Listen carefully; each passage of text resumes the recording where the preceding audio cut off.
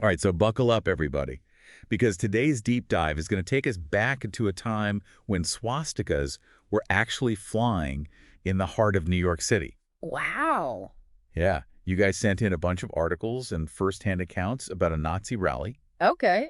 that was held at Madison Square Garden in 1939. Oh, wow. Yeah, That's pretty chilling to think about. at Madison Square Garden, like Yeah. the one we know and love today.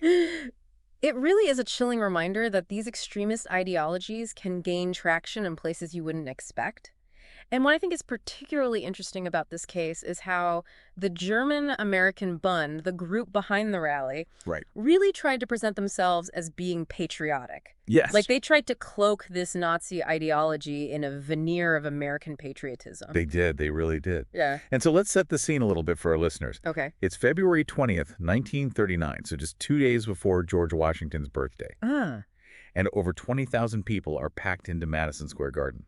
Wow. Not for a sporting event, not for a concert, Right. but for a Nazi rally. Yeah, and, thinking about what it was like outside, too, because the scene outside the garden was apparently even more intense. Wow, absolutely. The New York Times described it as a massive crowd of about 100,000 anti-Nazi protesters Wow. who were clashing with the police. They were desperate to disrupt the rally. Oh, I mean, yeah. just imagine the cacophony. I can't even imagine. Police on horseback trying to hold back this surge of people. Wow. World War I veterans who are draped in American flags and they're shouting their defiance. Right. And somewhere in all this chaos, there's a lone record player in a nearby apartment Oh, my God. that's blasting anti-Nazi messages like on repeat. That's amazing. Yeah. Oh, that just sends chills down my spine. It's really wild. That's so powerful. It's this mix of anger and defiance, Yeah. all playing out against the backdrop of this Nazi rally. Right, and what's so striking to me is the contrast, right? So Yeah. inside you have these uniformed Bund members, Uh-huh.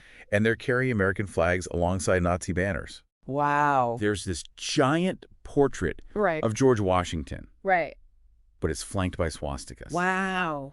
Like it is just so powerful. I think that really encapsulates their strategy perfectly. Yeah. Like to try to present this hateful ideology as somehow aligned with American values. Yes. And they even called the event a pro-American rally, Right. which is just mind-boggling. It's crazy, right? I mean, it's just such a blatant attempt to manipulate and distort American history and symbolism for their own agenda. Yeah. And unfortunately, we still see echoes of this today Oh, absolutely. in so many different forms of extremist rhetoric. Yeah, understanding how these tactics actually work is just crucial Right. for recognizing them and combating them in any era. Yeah, I think that's such a good point. Yeah. And, I know Mayor LaGuardia's decision to let the rally proceed was controversial, Mm-hmm. but he actually defended it on the grounds of free speech. Oh, interesting. And he argued that, everyone, even Nazis, Oh, wow. had the right to express their views. And he even predicted that the rally would ultimately backfire on the Bund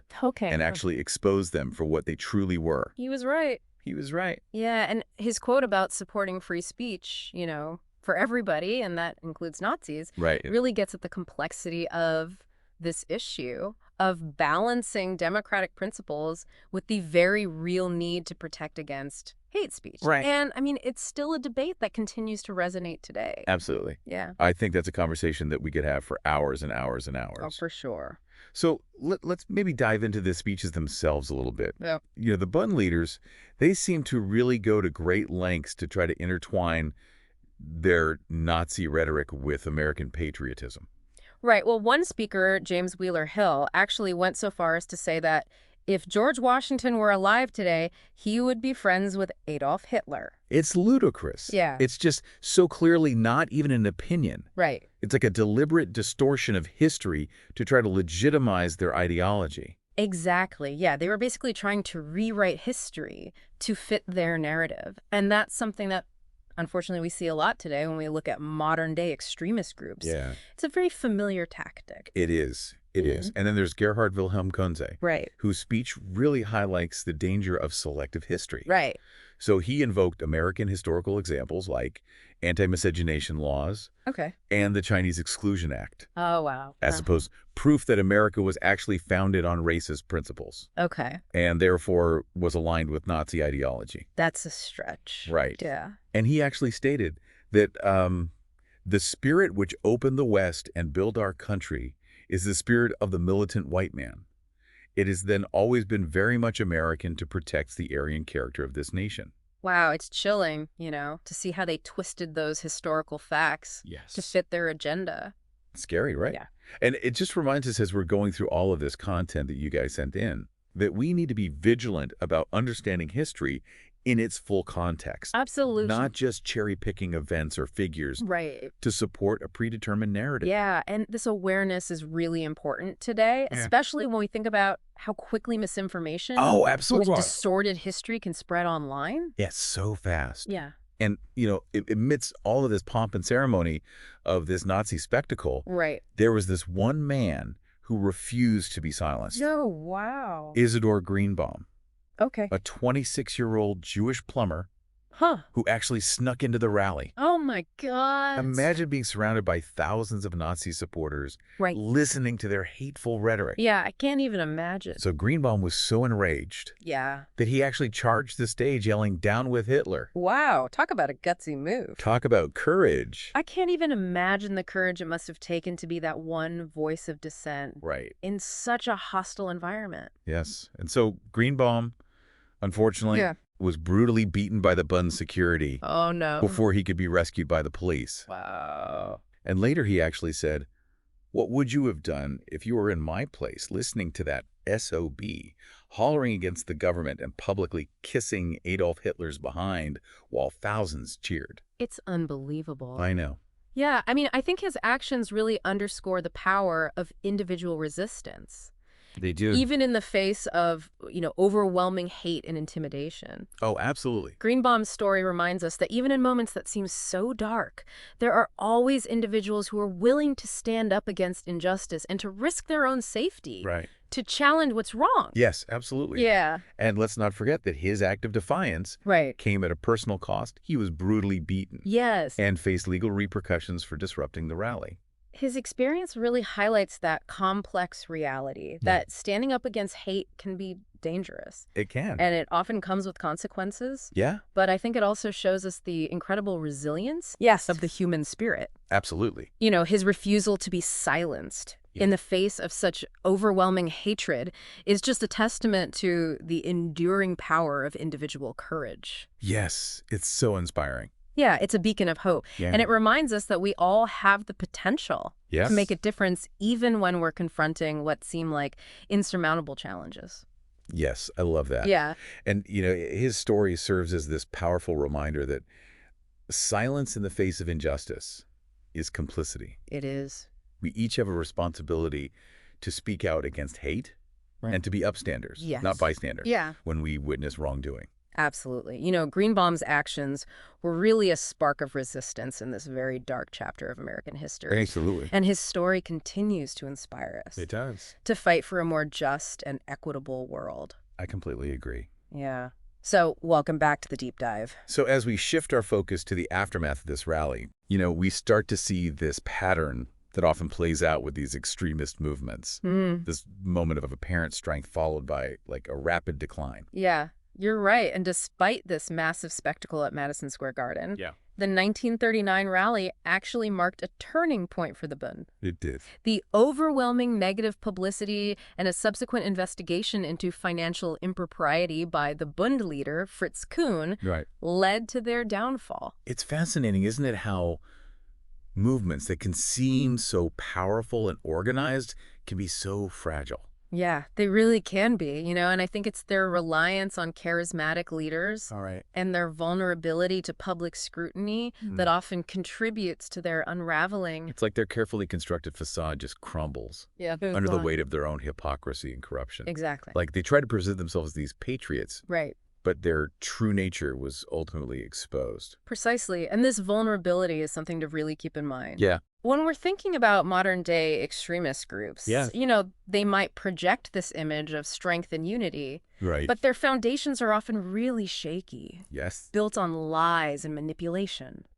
So essentially, the 1939 rally was a PR disaster for the Bund, It was. and it really triggered their decline. It did. But what about the broader impact? Did this event have any lasting effects on American society? I think it served as a wake-up call for many Americans. Okay.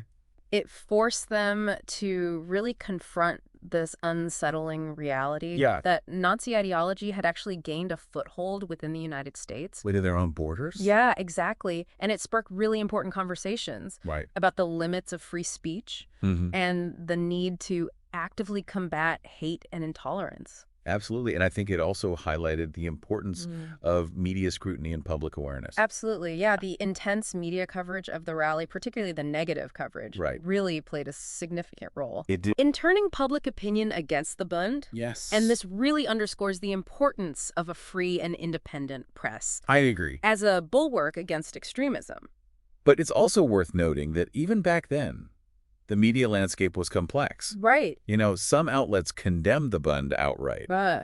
but others offered more neutral coverage, just reporting on the event Right. without explicitly challenging their ideology. Yeah, and I think this variation in coverage reflects this ongoing debate Okay. about how to best respond to extremist groups. Right. So some people argue that giving them a platform, even for the purpose of criticism, Right. can inadvertently legitimize their views. Right. But others believe that exposure and open debate are the best ways to counter their ideology. It's such a tricky balance to Yeah. strike, and it's one that remains so relevant today. Oh, absolutely. Yeah, the internet and the social media Yeah. have created an even more fragmented media landscape. So true. And it makes it even harder to control the narrative Right. and to prevent the spread of extremist content. So how do we navigate this new information environment?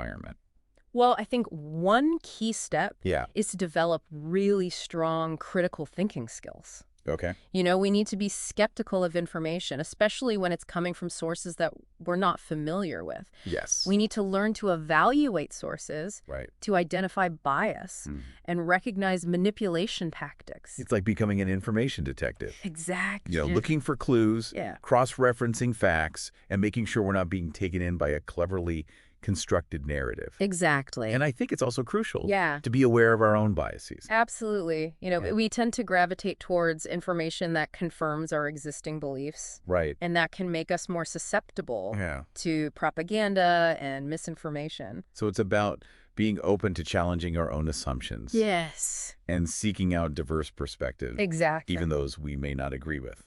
Engaging with different viewpoints can help us to broaden our understanding of complex issues Yes. and to develop a more nuanced and informed perspective. I love that. Yeah. Now, let's circle back to the tactics used by the Bund for a second. Okay. They were masters of manipulating language and imagery Right. to try to make their ideology more palatable to the American public. Yeah. We saw this with their use of patriotic slogans, their attempts to co-opt historical figures like George Washington, Right. and even their rebranding of the Nazi rally as a pro-American event. Yeah.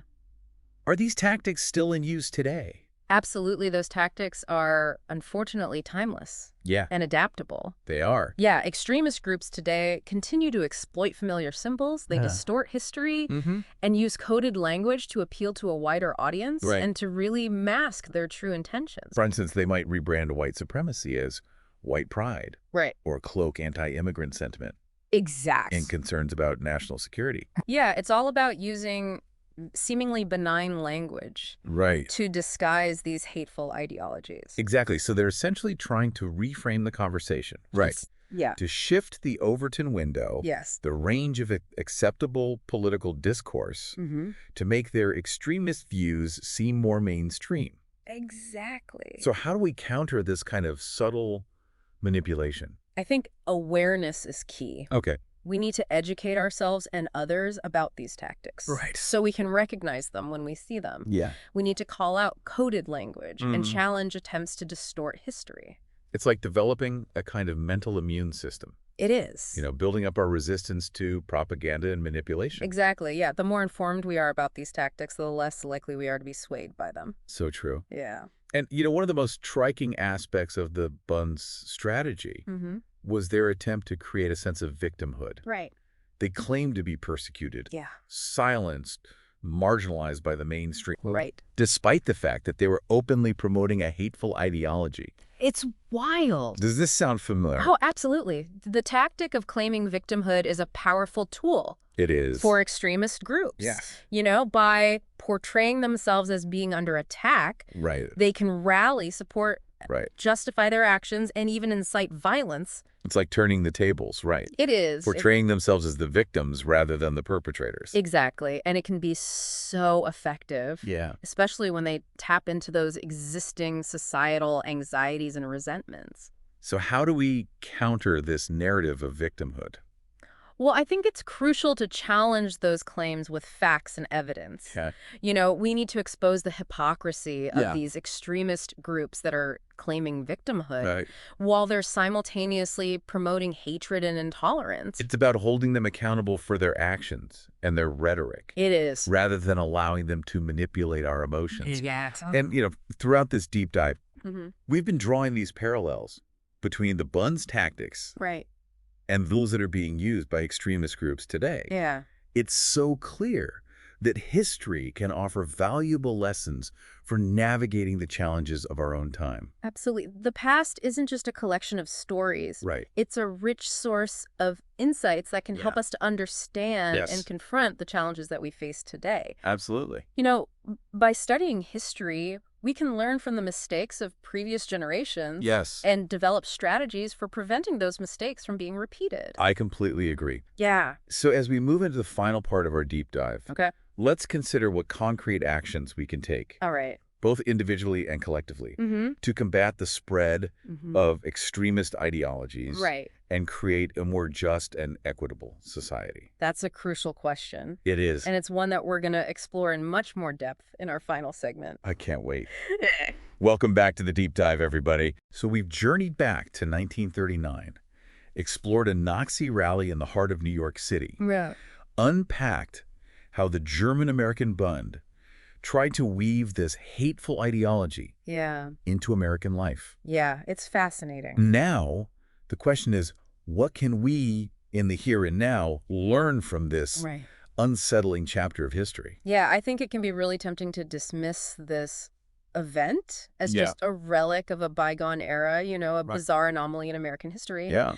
But those tactics that the Bund employed, I mean, the manipulation of symbols, the distortion of history, All right. those appeals to patriotism and victimhood, I mean, those tactics are still very much in use today, Absolutely. often in more subtle and insidious forms. It's like they created this blueprint for extremist rhetoric They did. that has been adapted and refined over the decades. Exactly. So how do we ensure that we're not falling prey to these same tactics? Well, I think one crucial step is recognizing that education isn't just this one-time thing. Okay. It's this ongoing process. We need to be constantly engaging with history, questioning narratives, and seeking out those diverse perspectives. Right. Complacency is dangerous. Yes. Assuming that we're immune to manipulation just because we live in a more enlightened time is a recipe for repeating the mistakes of the past. Yeah, it's like we need to develop this kind of historical radar, Yeah. constantly scanning for these signs Yeah. of manipulation and distortion. Right. And part of that is being willing to confront uncomfortable truths, even about our own nation's history. Absolutely. A healthy democracy requires a willingness to really engage with its past, Yeah. both the triumphs and the failures, and to learn from those experiences. Yeah. Glorifying the past or trying to erase those uncomfortable chapters only makes us more vulnerable to those who would twist history to serve their own agenda. We've talked about the importance of critical thinking, Right. but it can feel overwhelming, especially online, Oh, for sure. where we're just bombarded with information Yeah. from all sides. Yeah, absolutely. Are there any practical tips Yeah. for navigating this information overload Okay. and separating fact from fiction? It starts with being mindful of our own biases. Right. We all have preconceived notions and preferences that Yeah. can influence how we interpret information. Yeah. Acknowledging those biases is really the first step Right. in mitigating their impact. So it's like doing a mental inventory. Yeah. Right. Checking our own baggage at the door before we step into this Exactly. information landscape. Yeah. What else can we do to make sure we're not being tricked? Diversify your information diet. Okay. Don't just rely on sources that align with your existing views. Right.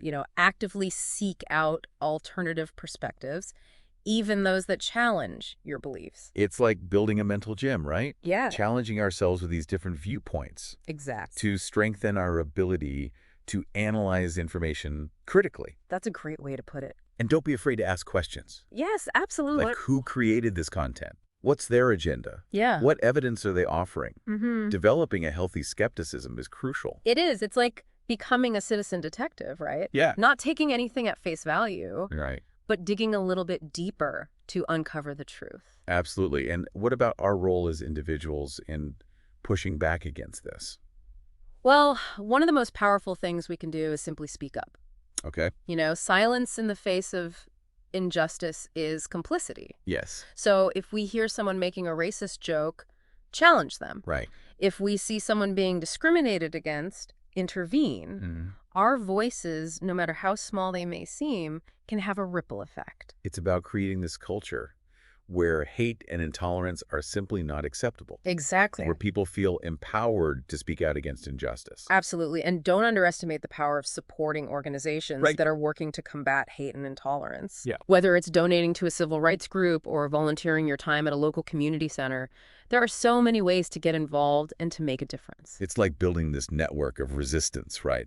A collective force for good that can push back against this tide of hate. Exactly. Remember that fighting hate and intolerance isn't a spectator sport. It's not. It requires active participation, Yeah. a willingness to get involved, Mm-hmm. and a commitment to building a more just and equitable society. Well said. I think the story of the Nazi rally at Madison Square Garden is a stark reminder of the dangers of complacency Oh, it is. and the importance of eternal vigilance. Absolutely. It's a reminder that the fight for justice and equality is an ongoing struggle, and we all have a role to play. It's a call to action, to be informed, to be engaged, and to be courageous in our defense of democratic values. Yes. We can't afford to let history repeat itself. So as we conclude our deep dive, Yeah. let's carry these lessons with us. Let's do it. The importance of education, critical thinking, and active resistance. And let's use them to build a better future. Absolutely. A future free from hate and intolerance. Yes. Thanks for joining us on the deep dive. Until next time, stay curious Stay informed. and stay engaged.